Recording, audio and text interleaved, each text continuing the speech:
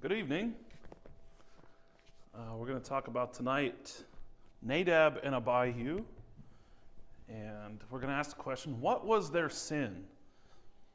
Because it's sometimes difficult for us to pin down what that sin was, and we're going to try and answer that tonight. But more importantly is we want to look at how this applies to us today.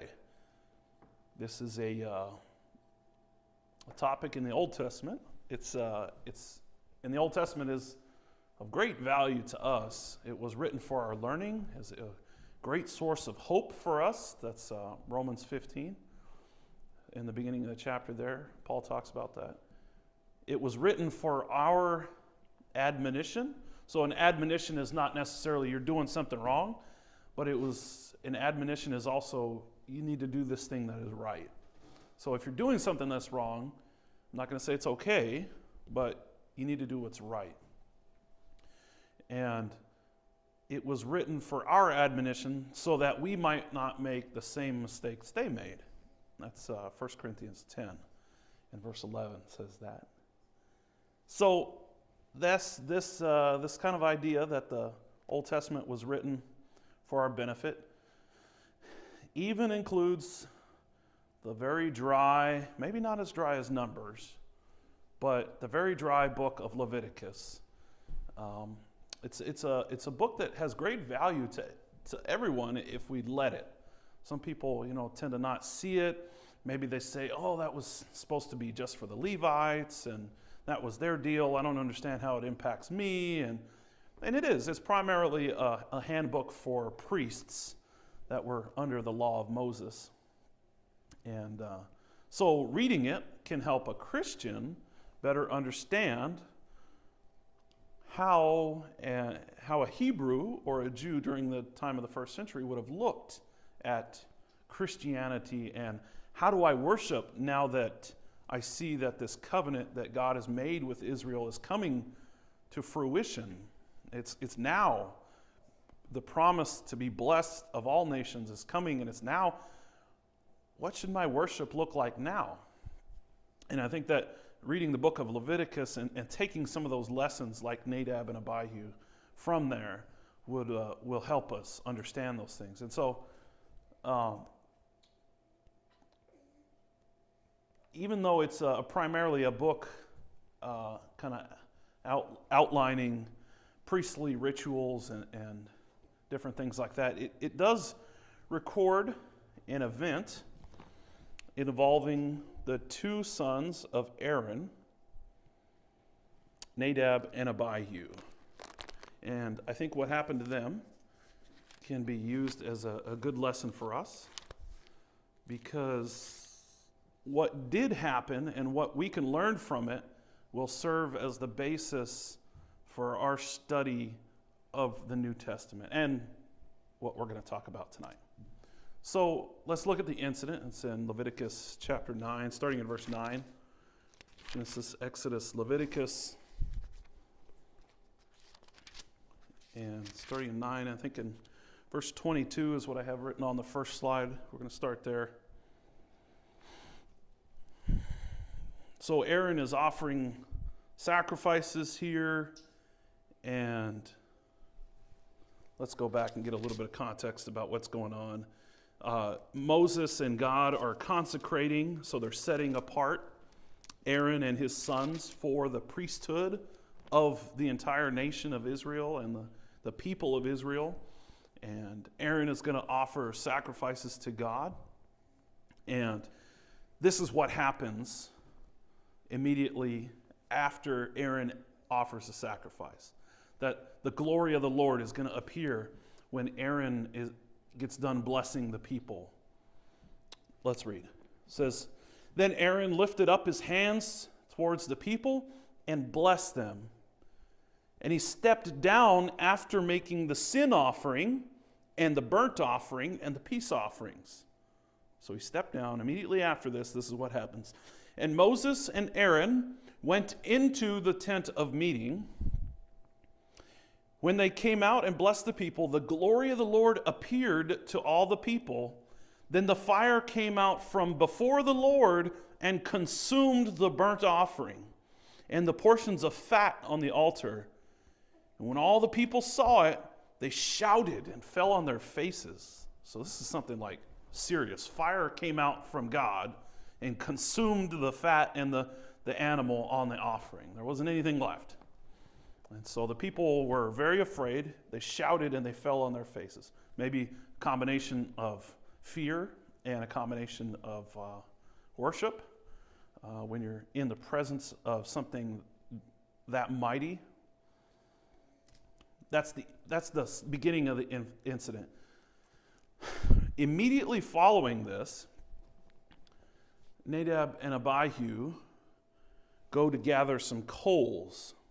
Now Nadab and Abihu, starting in chapter 10, verse 1, now Nadab and Abihu, the sons of Aaron, took their respective fire pans, and after putting fire in them, placed incense on it and offered strange fire. Some versions say profane fire. I think the NIV reads unauthorized fire.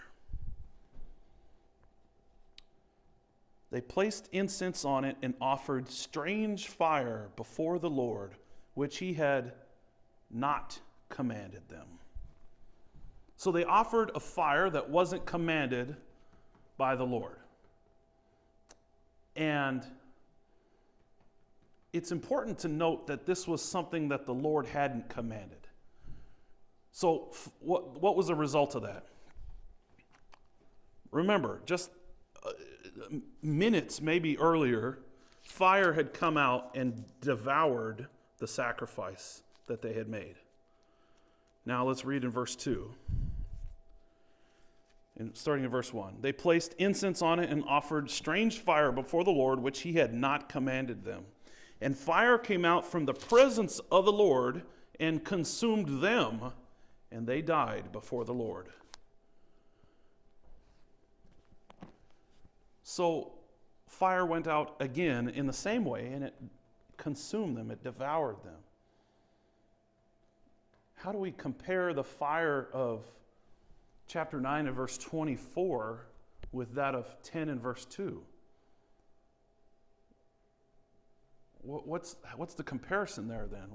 Well, one indicated God's acceptance, and the other indicated God's rejection.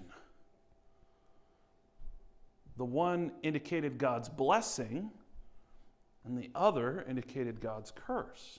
But why was God displeased? Well, there could be several explanations here, but the text tells us why. The text tells us very clearly why. It says, which he had not commanded them. Some people think that they might have been drunk because there's other stipulations put in immediately following this that says that Aaron and his sons are supposed to take a pledge that they're no longer going to be able to partake of any wine or strong drink. It could have been their attempt to enter the holy place at an inappropriate time. We can find later in Leviticus 6, 1 through 2. But most importantly, the text tells us that they put hot coals in their fire pans, their censers, which were not from the altar of the burnt offering.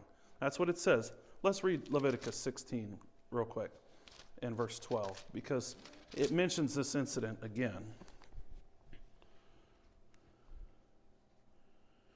Then Aaron shall offer the bull of the sin offering, which is for himself, and make atonement for himself and for his household.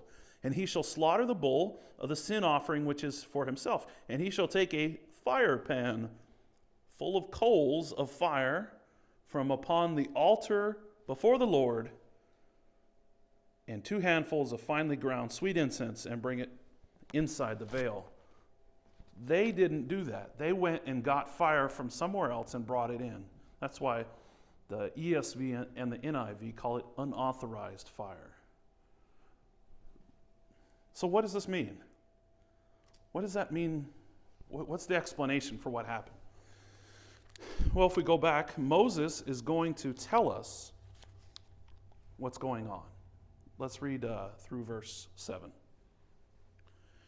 And consumed them, and they died before the Lord. Then Moses said to Aaron, "It is what the Lord spoke, saying, by those who come near me, I will be treated as holy, and before all the people I will be honored." So Aaron therefore kept silent. Moses called also Mishael and Elizaphan, the sons of Aaron's uncle Uzziel, and said to them, "Come forward and carry your relatives away from the front of the sanctuary to the outside of the camp." So they came forward and carried them still in their tunics to the outside of the camp, as Moses had said. Then Moses said to Aaron and to his sons, Eleazar and Ithamar, "Do not uncover your heads nor tear your clothes, so that you may not die, and that he," capital H, "he might not become wrathful against all the congregation. But your kinsmen, the whole house of Israel, shall bewail the burning which the Lord has brought about. You shall not even go out from the doorway of the tent of meeting, lest you die. For the Lord's anointing oil is on you." So they did according to the word of Moses. So what was Moses' explanation for what happened? That those who approach God must regard him as holy. And that's something that's serious. It's not just, well, he's got this spot in my heart that is special. That's not what holy means. Holy means set apart, completely separated, consecrated to a special purpose, treated as special. And so evidently the actions of Nadab and Abihu did not show respect for God, because they did something that he hadn't commanded. So God must be glorified before all. That's verse 3 of chapter 10. God must be glorified by all, and glorify means to honor. So the actions of Nadab and Abihu did not honor God. So he gives them further instructions. Moses gives them further instructions that their bodies were supposed to be removed. Aaron and his surviving sons were not to grieve while they were still consecrated for service. That sounds like a very difficult thing, right? It must have been very difficult for Aaron to lose two of his sons, especially in this way, and on an occasion that should have been a great time, or a time of great rejoicing. Sorry, let me get that backwards. Since these things,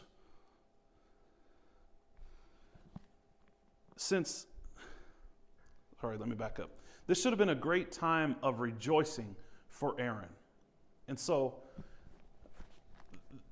the things written here in Leviticus were written for our admonition. What is the lesson then for us? What's the lesson for us? Well, the lesson is that worship of God is holy. What we're doing here tonight is holy. And we must only do what God has commanded. If God is holy and worthy of glory, how can we, as sinful people, know what God desires and is acceptable to him as worship? How can we, somebody who's down here, who's not innately a worshiper of God, how do we know?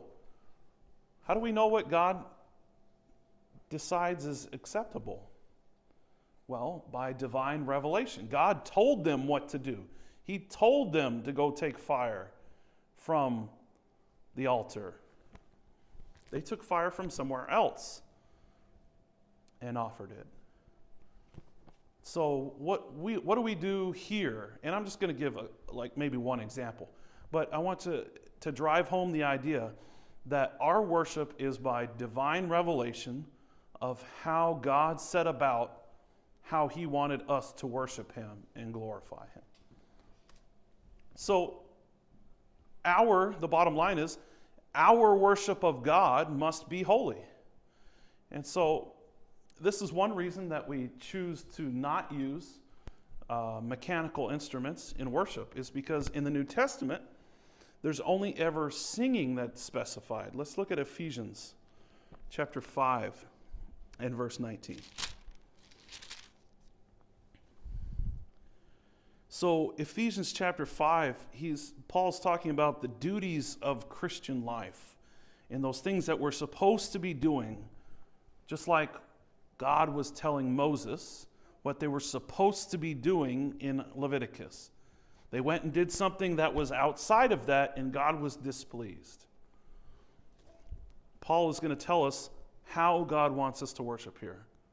Therefore, starting in verse 15, chapter 5 of Ephesians, therefore be careful of how you walk, not as unwise men, but as wise, making the most of your time, because the days are evil. So then, do not be foolish, but understand what the will of the Lord is. It's kind of important to do that, i.e. Nadab and Abihu getting consumed. It might be important, right? So then don't be foolish, and understand what the will of the Lord is.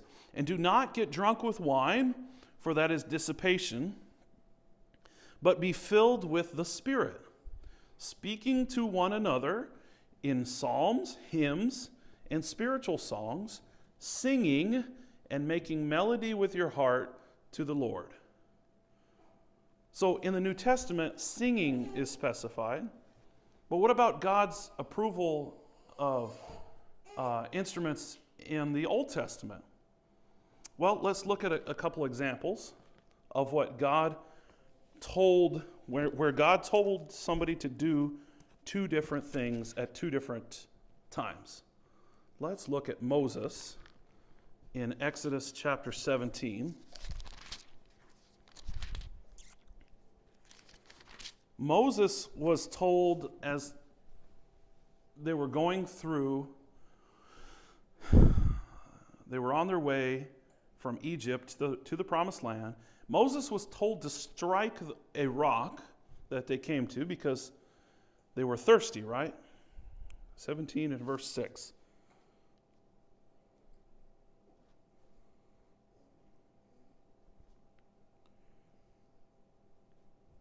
Behold, well, let me give you a little background. Then starting in verse 1 of chapter 17 of Exodus, then all the congregation of the sons of Israel journeyed by stages from the wilderness of Sin according to the command of the Lord, and camped at Rephidim, and there was no water for the people to drink. Therefore the people quarreled with Moses and said, "Give us water that we may drink." And Moses said to them, "Why do you quarrel with me? Why do you test your Lord?" So as proof of God's might and power, in verse 6 he says, "Behold, I will stand before you there on the rock at Horeb, and you shall strike the rock, and water will come out of it, and that the people may drink." And Moses did so in the sight of the elders of Israel. So at this point, God has told Moses to strike the rock. In a different situation, though, it comes up again. The same thing happens again. It's like they didn't remember. So Numbers chapter 20 and verse 8. Same thing happens again. Starting in verse 4 of chapter 20, it says, "Why then have you brought the Lord's assembly into the wilderness for us and our beasts to die here? And why have you made us come up from Egypt to bring us into this wretched place? Is not a place of grain or figs or vines or pomegranates, nor is there water to drink." Same idea. They're thirsty. Things are getting hard, but they don't want to rely on God. Why did you bring us up here? Then Moses and Aaron came from the presence of the assembly to the doorway of the tent of meeting and fell on their faces. They were afraid to even go in the tent and go meet with God. The glory of the Lord appeared to them. And the Lord spoke to Moses, saying, "Take the rod, and you and your brother Aaron assemble the congregation. and speak to the rock before their eyes, that it may yield water. You shall thus bring forth water for them out of the rock, and let the congregation and their beasts drink. So in one instance, Moses was told to strike the rock. He struck the rock, water came out. God told Moses to speak to the rock in Numbers chapter 20 and verse 8. And what did he do? He failed to hallow, to show reverence to God. He lost sight and he lost his privilege to enter the promised land because the second time he struck the rock. God told him to speak to the rock, and he struck the rock. God didn't tell him not to strike the rock again. He didn't tell him not to do it, but he told him to speak to it, and he went and did something else.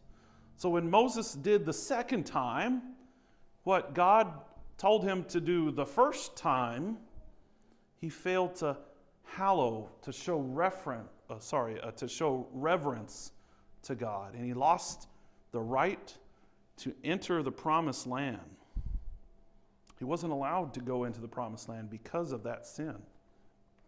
And so, what are the lessons learned for us then today? What lessons do we learn? Well, I think that we need to learn the priority of God. We need to learn that service to the Lord comes before service to even our earthly blood family. And when there's a conflict between the Lord, between God and commitment to our family, Christ has to come first. That's the lesson here. Whether it's our family, whether it's instrumental music, whether it's whatever it is that's coming between us and God, it can't, because there's consequences that are spiritual, that are eternal involved. And God has told us what he wants us to do in this book here. This is not a book of don'ts. This is a book of do's. If we do what the book says, we'll be blessed. If we say, I'm going to do what I want to do, even though it's not in the book, there's no blessing there. We are not one of his children. And so that's my admonition. That's the lesson for tonight.